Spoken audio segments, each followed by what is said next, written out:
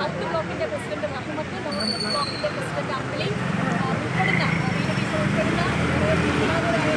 പ്രിയപ്പെട്ട സുഹൃത്തുക്കളെ, നമുക്ക് നേതൃത്വം നൽകുന്ന സൗത്ത് ബ്ലോക്കിന്റെ പ്രസിഡന്റ് മനോജ് കുമാർ അവർ, അതുപോലെ തന്നെ ശ്രീ കോയാപ്പറമ്പിൽ അവർ, ഇവിടെ പങ്കെടുക്കുന്ന കോൺഗ്രസിന്റെയും നമ്മുടെ പാർട്ടിയുടെയും ഏറെ പ്രിയങ്കരായ നേതാക്കളെ, എൻ്റെ പ്രിയപ്പെട്ട സഹപ്രവർത്തകരെ, നമുക്കറിയാം ഇന്ന് നമ്മൾ വളരെ ചുരുങ്ങിയ സമയം കൊണ്ടാണ് നമ്മൾ ഇന്ന് ഇങ്ങനെ ഒരു സമര പരിപാടിക്ക് കളക്ട്രേറ്റിന് മുന്നിൽ നടത്തണമെന്ന് ഇന്നലെ മഹിളാ കോൺഗ്രസിൻ്റെ നമ്മുടെ ഓരോ പ്രിയപ്പെട്ടവരുടെയും ആവശ്യപ്രകാരമാണ് ഞങ്ങൾ ഇന്ന് തന്നെ ഈ ഒരു സൂചനാ സമരം ഈ കളക്ട്രേറ്റിന്റെ മുന്നിൽ നമ്മൾ സംഘടിപ്പിച്ചത്. കാരണം ഈ കേരളം ഈ നാളിതുവരെ നമുക്കറിയാം വിവിധ രാഷ്ട്രീയ പാർട്ടികൾ കേരളം ഭരിച്ചിട്ടുണ്ട്, പ്രതിപക്ഷത്തിരുന്നിട്ടുണ്ട്, ഒരുപാട് നേതാക്കള് കേരള മുഖ്യമന്ത്രി കസേരയിൽ ഇരുന്ന് നല്ല രീതിയിൽ ഭരിച്ചും വിമർശനങ്ങളെ നേരിട്ടും ഒക്കെ പോയിട്ടുണ്ട്. പക്ഷേ ആദ്യമായിട്ടാണ് ഒരു കുടുംബമടക്കം ഒരു മുഖ്യമന്ത്രി തെളിവ് സഹിതം ഇങ്ങനെയൊരു കുറ്റപത്രത്തിൽ ഇടം നേടിക്കൊണ്ട്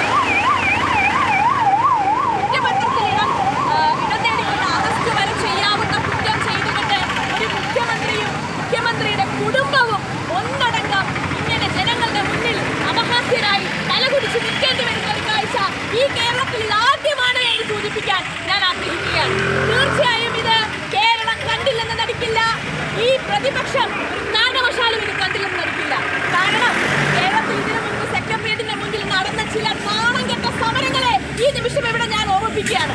ഏതെങ്കിലും ഒരു സ്ത്രീയുടെ കണ്ണുനീർ കണ്ടുകൊണ്ട്, ആ സ്ത്രീയുടെ കള്ളക്കഥകൾ കേട്ടുകൊണ്ട്, ഈ കേരളത്തിലെ മുഴുവൻ സ്ത്രീകളെ മറന്നുകൊണ്ട് ഒരു സ്ത്രീക്ക് വേണ്ടി അന്നത്തെ വലിയ നേതാക്കൾ ഉൾപ്പെടെ സെക്രട്ടേറിയറ്റിന്റെ മുന്നിൽ മലനടിച്ച് ചത്ത ശവം പോലെ കിടന്നത് നമ്മൾ എല്ലാവരും കണ്ടതാണ്.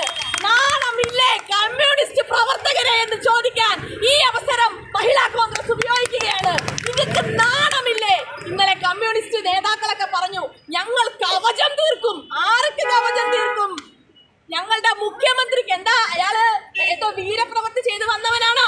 അല്ല, അയാളുടെ മകളെ 2 കോടിയിലധികം തുക ഒരു ജോലിയും ചെയ്യാതെ കൈപ്പറ്റിയെന്ന് ഒരു മുഖ്യമന്ത്രിയുടെ മകളായിട്ട് പോലും കുറ്റപത്രം SFIOയുടെ കുറ്റപത്രത്തിൽ നെടുനീളാക്ഷരത്തിൽ വീണ വിജയൻ കുറ്റക്കാരിയാണെന്ന് കണ്ടുപിടിച്ചപ്പോ കേരളത്തിലെ സഖാക്കൾ പറയുന്നു, വലിയ സമ്മേളനം നടക്കുക മധുരയിലെ, വലിയ സമ്മേളനം എന്താണ്, പാർട്ടിയെ ശക്തിപ്പെടുത്താൻ വളരെ വലിയ ശക്തിപ്പെടുത്തൽ നടന്നുകൊണ്ടിരിക്കുകയാണ്. ഇറങ്ങി വന്നിട്ട് നേതാക്കൾ പറയാണ്, ഞങ്ങൾ കവചം തീർക്കുന്നു. കള്ളര് കഞ്ഞി വെച്ചവനും കവചം തീർക്കുന്ന പാർട്ടിയായി ഈ കേരളത്തിലെ CPM മതം പതിച്ചു എന്ന് പറയാൻ മഹിളാ കോൺഗ്രസ് ശക്തിയോടുകൂടി ഈ അവസരത്തിൽ പറയുകയാണ്. അത്രയും മതം പതിച്ച പാർട്ടിയായി കേരളത്തിലെ കമ്മ്യൂണിസ്റ്റ് മാറിക്കഴിഞ്ഞു. നമുക്കറിയാം ഈ വിഷയം നമ്മുടെ പ്രധാനപ്പെട്ട നേതാക്കൾ ഉന്നയിച്ചപ്പോൾ നിയമസഭയിൽ എഴുന്നേറ്റ് നിന്ന് വളരെ നാടക നടന്റെ ഭാവം ഉൾക്കൊണ്ടുകൊണ്ട് നമ്മുടെ മുഖ്യമന്ത്രി പറഞ്ഞു, ഈ കൈകൾ ശുദ്ധമാണ്, നാണമുണ്ട്, ആ കൈ വെട്ടിക്കളയൂ എന്നാണ് ഞങ്ങൾ മഹിളാ കോൺഗ്രസ്. നിങ്ങൾ ശുദ്ധമെന്ന് പറഞ്ഞ ആ വൃത്തികെട്ട കൈകൾ, അഴിമതിയുടെ കറുപുരന്റെ കൈകൾ വെട്ടിക്കളയൂ. നിങ്ങൾക്ക് കത്തിയില്ലെങ്കിൽ ഞങ്ങൾ പിരിച്ച് ഒരു കത്തി നിങ്ങൾക്ക് വാങ്ങിച്ചു തരാം. ആ 2 വൃത്തികെട്ട കൈകൾ വെട്ടിക്കളഞ്ഞുകൊണ്ട് ഈ കേരളത്തെ രക്ഷിക്കണമെന്ന് പറയാൻ മഹിളാ കോൺഗ്രസ് ഈ സമരത്തെ ഉപയോഗപ്പെടുത്തുകയാണ്. ഇത്രയും വാ തുറന്നാൽ വൃത്തികേടും രാഷ്ട്രീയവും കള്ളത്തരവും മാത്രം വിളമ്പുന്ന ഒരു മുഖ്യമന്ത്രി, നിങ്ങൾക്കൊരു ശതമാനം പോലും ഈ കസേരയിൽ ഇരിക്കാൻ നിങ്ങൾ യോഗ്യനല്ല മുഖ്യമന്ത്രി. നിങ്ങൾക്ക് അല്പം പോലെ ഒരല്പ ഉളുപ്പ് നിങ്ങൾക്ക് ബാക്കിയുണ്ടെങ്കിൽ നിങ്ങൾ ഇത്രയും കേൾക്കാതെ നാണം കെട്ട് ഇറങ്ങിപ്പോകൂ. എന്നെ കേൾക്കുന്ന പ്രിയപ്പെട്ട സഖാ